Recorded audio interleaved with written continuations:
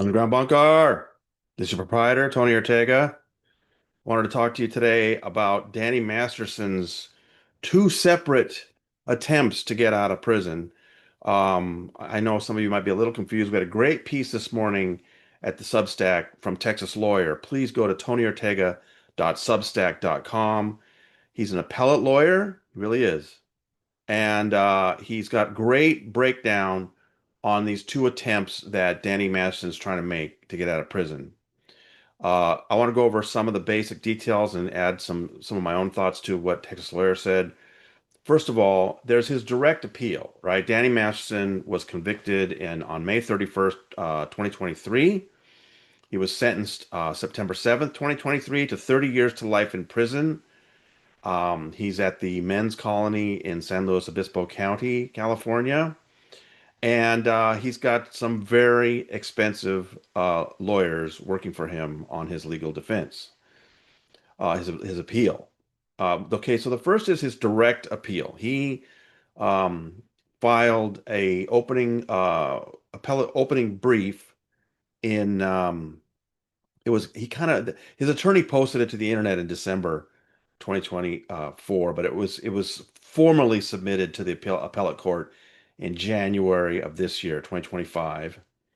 And I'll tell you the first thing that surprised me about it was the focus on the Jane Does and their testimony. Because I mean, these women testified three different times, right? Preliminary hearing, first trial, second trial. They were cross-examined all three times. I was there all three times. Man, these women withstood some serious just attacks from these defense attorneys. And of course, over that time, there's going to be some small differences in the way that they describe things. Um, but the jury heard it all. The jury heard their testimony. They heard Philip Cohen's cross-examination and the things he brought up about things they'd said in other interviews, and they convicted. They convicted based on two of the three counts. So I just thought it was odd that Cliff Gardner, the attorney in the appeal, direct appeal, would spend so much time on that because usually what I was expecting would be rather than trying to retry the case on the evidence, to look at the way the case was conducted by Judge Olmedo. I expected that they would go after her rulings about, for example, how much Scientology to allow in, because she allowed in more Scientology in the second trial than the first trial. I assumed that they were going to make a big deal about that, and they did. The other thing that they really focused on is the statute of limitations thing. Real quick, I know it was so confusing all through this, but see, if Danny had just been tried for his attack on Jane Doe 1 in 2003 and his attack on Jane Doe 2 in 2003, if he had just been tried for that back then and found guilty, he would have served like 5 or 8 years in prison.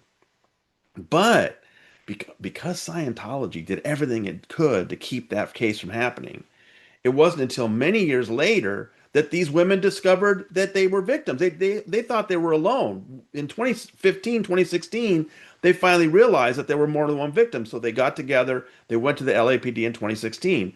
Now, when the prosecutor filed it, they filed it under this pretty harsh California law, the one strike law in California, that based because there were multiple forcible rapes, that they wouldn't just be 5 to 8 years in prison, that they would carry, if you do the multiple under the one strike law, each one carries 15 to life. And the prosecutor explained, once a potential life sentence is in play, there is no statute of limitations. I thought it was very clear to understand. So, as long as there were multiple, and that's why that day on May 31st in the trial, I'll never forget, when the clerk read the first guilty, nobody reacted because we all knew he had to have two to go to prison. And as soon as the clerk read the second guilty, Bijou just wailed. She knew that was it. He was going to prison. All right, so they got the two in the trial. But so his defense team keeps hammering at that, saying that this is not what the legislature intended with that law. You're misusing it. He shouldn't be facing, life imprisonment for these crimes. So that one I don't know. I figured they'd focus on that. I don't know what the appeals court is going to say about that. That's a matter of law, and it's hard to predict. But I think the focus on the Jane Doe testimony seems like a waste of time. I mean, the jury heard all that and believed these women. So then the other thing, like I said, was Olmedo had allowed more Scientology in on the second trial. I knew they were going to complain about that.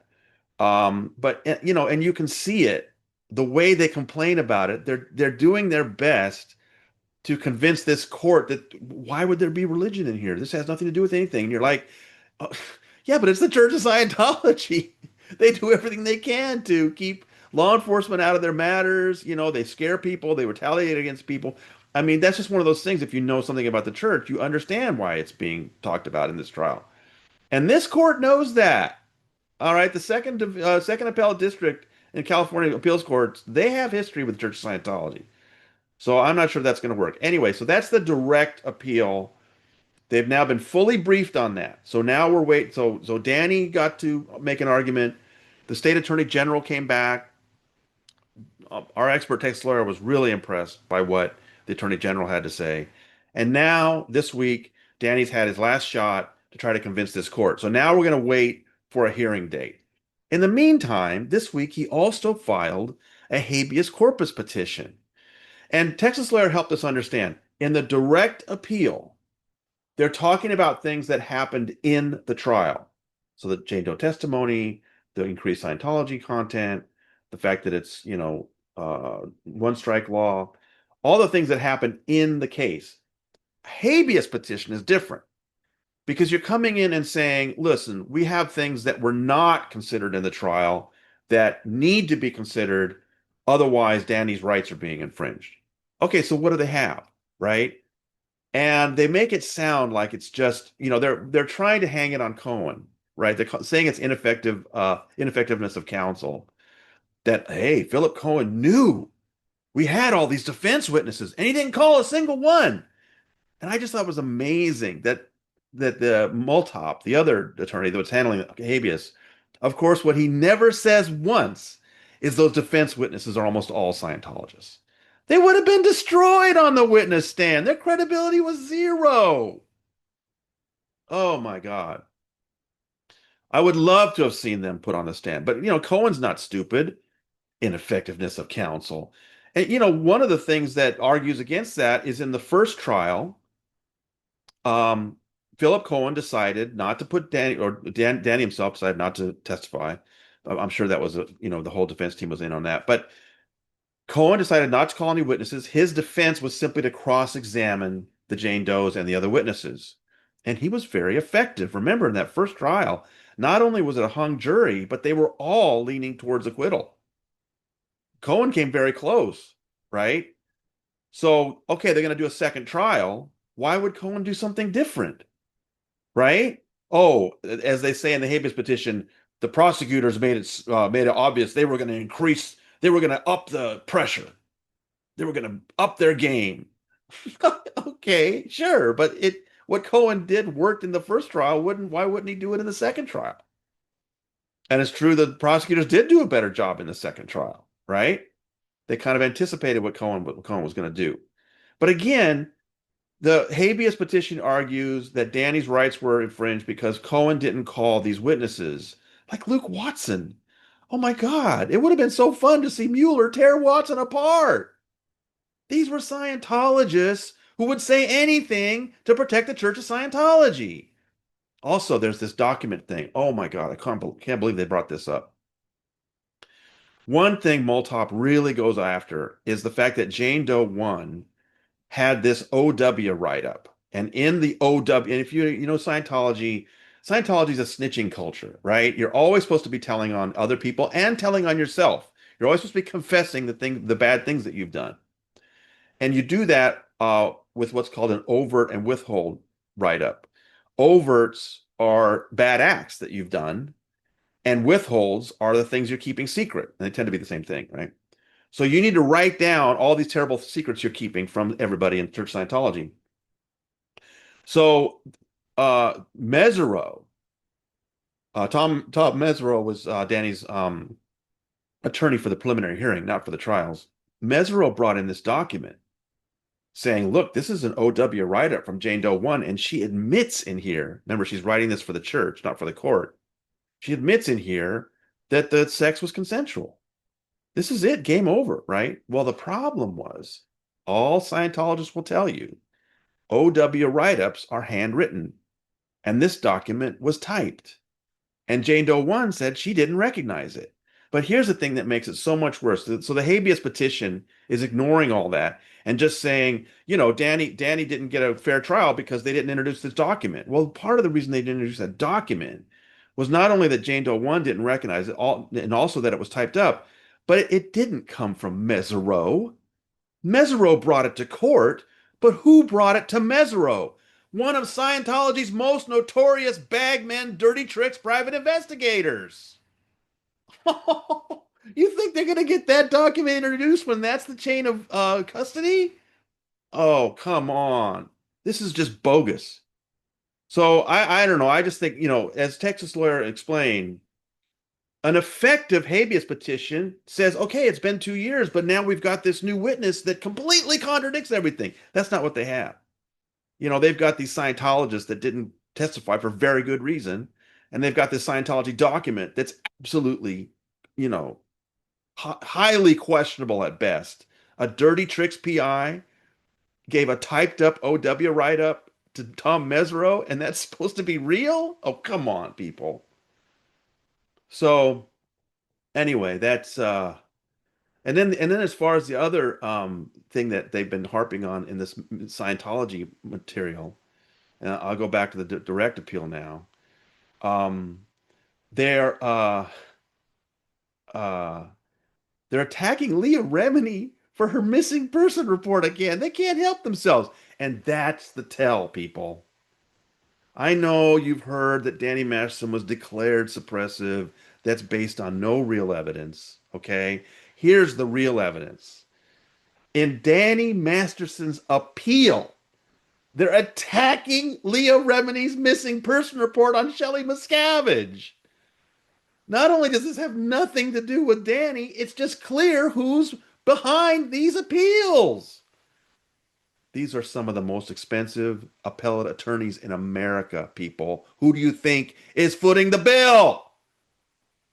God, this is just nuts.